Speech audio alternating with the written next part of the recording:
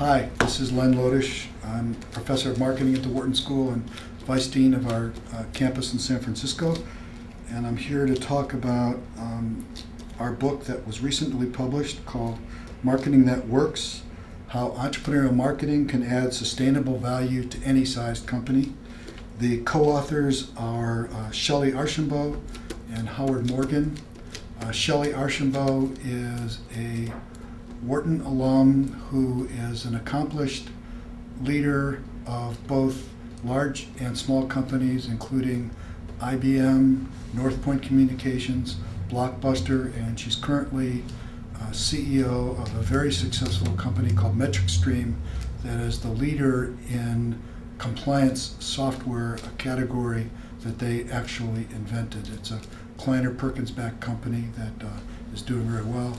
Howard Morgan is an entrepreneur's entrepreneur. He, until the mid-'80s, was a professor, a full professor of decision sciences at the Wharton School, but he couldn't keep himself from spending a lot of time with small entrepreneurial ventures.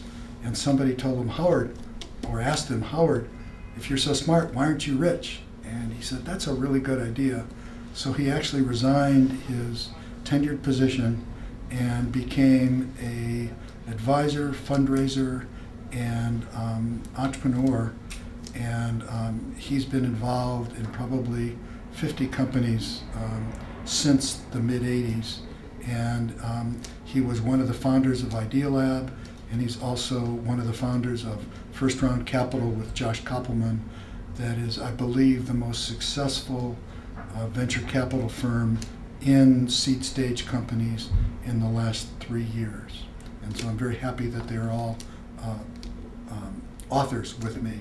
What we tried to do was look at what entrepreneurial companies should be doing in terms of every element of their marketing. And then what we realized is that not only should entrepreneurial companies be doing it, but every company needs to act like an entrepreneur and really only use marketing techniques and marketing methods and marketing paradigms that will add value to their companies. And the criteria is they have to add value both on the short term and the long term, because for entrepreneurs, if you don't have a short term, there isn't a long term. And in most big companies, if you're running a division and you don't do well short term, you won't have a long term either. The book has a number of chapters that work around the marketing decisions that companies need to make. It starts off by talking about how marketing is really very tied to your corporate strategy, and we use the term marketing-driven strategy that was initially invented by my colleague George Day at Wharton to underscore the fact that you really need to develop the positioning. Why will people buy your product or service compared to their competition? How is your product going to be perceived differently? And how does that leverage the distinctive competencies that your company has developed? If you get all that stuff right, in fact, the rest of the marketing decisions are much easier to make more productively. It turns out that we spend a lot of time on pricing because pricing is an area that most marketers don't do very well. And typically entrepreneurs price too low, and some established companies actually price too high. And we show a number of techniques and methods to help you to improve the profitability of your venture by paying much more attention to doing pricing well. We then go into advertising, promotion, PR, viral marketing, and develop a methodology which we call adaptive experimentation. That is something that a lot of companies should be doing but aren't. And it comes down to the fact that no matter how good your market research is, when it comes to doing something in the marketplace, people react in very idiosyncratic ways, and it's much more valid to actually watch what people do in the marketplace. And in fact, what we recommend is trying a number of promotion devices, PR devices, viral marketing devices, not doing it all at once all over the world, but taking a small area, doing something, measuring it, and then if it's working well, you roll it out. And you are doing that consistently, and you're combining that with tests of other methods, and you'll use the one that works the best if that is over the threshold of being productive in terms of the cost of getting a new customer and the value of the new customer, which is another area we spend a lot of time on. We also show you how to manage your sales force and your sales operations and integrate sales and marketing. It's amazing in how many companies, even in entrepreneurial ventures, where the salespeople do one thing and the marketing people do another, and they're not working together in as synergistic way as possible.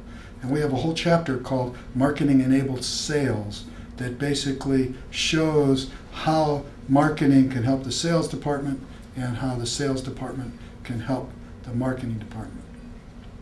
We also have a really interesting chapter on allocating resources that includes the access to a web-based software program that will help you to decide where to put your salespeople, where to put your advertising resources, where to put your distribution channels to maximize their impact on your revenue or profit based on the incremental revenue and incremental costs of all of those resources.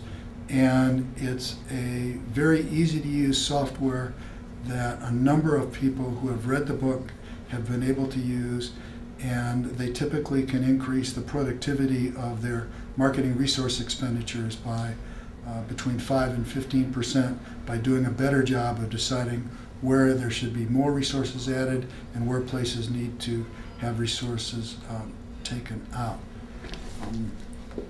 I think we also talk about marketing to gain employees and how it's at least as important to make sure that the positioning and segmentation that you use for your company and your products also relates to the employees that you're trying to attract, because underneath it all, companies are groups of people, and if you have excellent employees, you will do much better.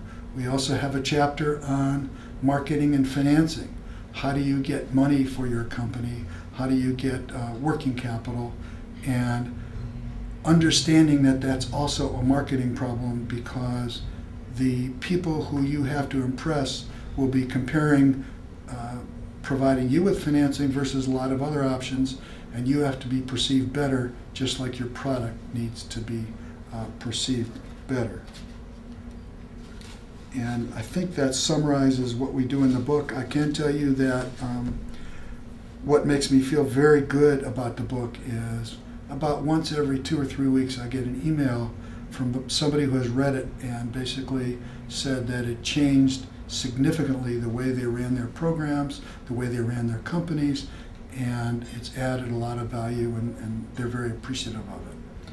The last thing I'll say is that if you're an entrepreneur, the data shows that 60% of failures of small businesses come from marketing-related issues.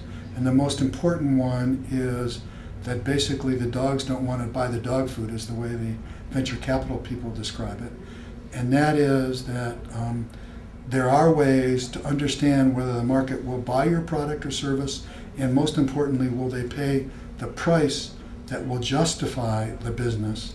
You can estimate that reasonably nicely before you spend a lot of money, and as a way of getting your initial venture capital, and that alone can more than justify the effort it takes to read this book. So in an unbiased way, I recommend that you buy our book and get some value out of it. Thank you.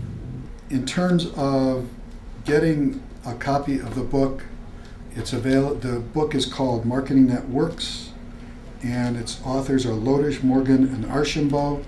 It's available at Amazon and most other online bookstores.